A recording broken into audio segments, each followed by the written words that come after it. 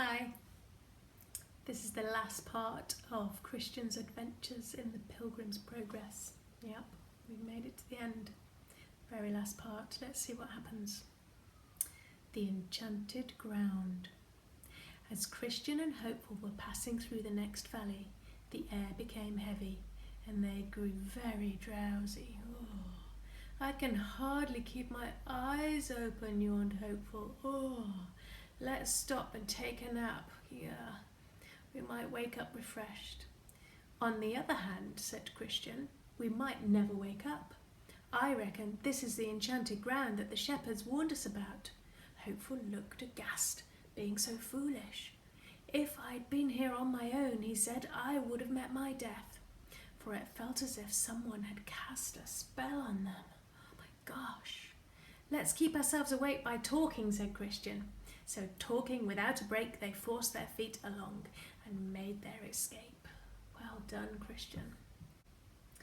Soon they entered the country where the air was sweet. Flowers grew, birds sang, and the sun shone night and day. It was the land of Beulah, where shining ones often walked. It was at the frontier of heaven. Wow! Straight ahead was a perfect view of this celestial city. Higher than the clouds, its walls and towers shone in the sun, so dazzling that pilgrims could only look at it through a dark glass. I'll show you a picture, the celestial city, because it's so beautiful. See it there? So cool, isn't it? Yeah. Just as they thought they were safe, they stood still, quite stunned. Between them and the city gate flowed a deep, dark river, over which mist swirled. They looked to the left and they looked to the right, but the men on the riverbank said, "You have to go through it. There's no bridge." Christian couldn't swim, but after coming all that way, he couldn't give up now. He stepped trembling into the river and immediately began to sink, lower and lower and lower and lower. "Hopeful, Hopeful," he shouted. "The waves are swallowing me up." Hopeful tried to keep Christian's head above water, but the river was so deep that Christian sank again and again. He was more frightened than he'd ever been. Even in the valley of the shadow, it wasn't this scary. For this was a deep, dark river, and he feared he may drown in it.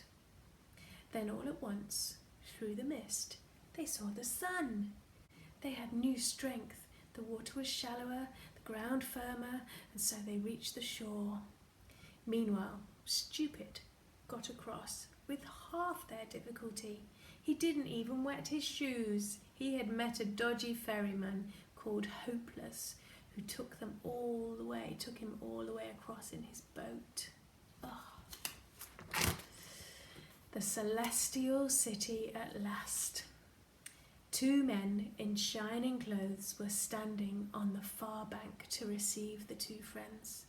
"It's you they're waiting for," said Christian to Hopeful.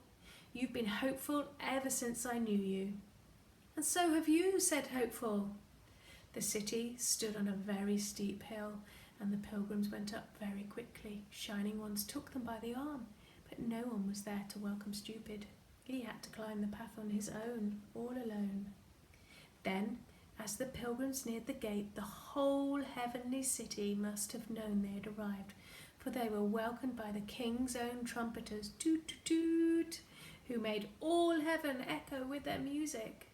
But when Stupid knocked the door, the gatekeeper looked down. "Where's your scroll?" he asked, "to prove you came by the right road." He fumbled in his coat, but he had nothing. He stood there silent and sadly turned back. Poor Stupid. But the pilgrims both had their scrolls ready. A voice called out, "These pilgrims have come from the city of destruction because they love the king of this place." So the gates of heaven opened to them and they entered, and the streets were paved with gold. Wow!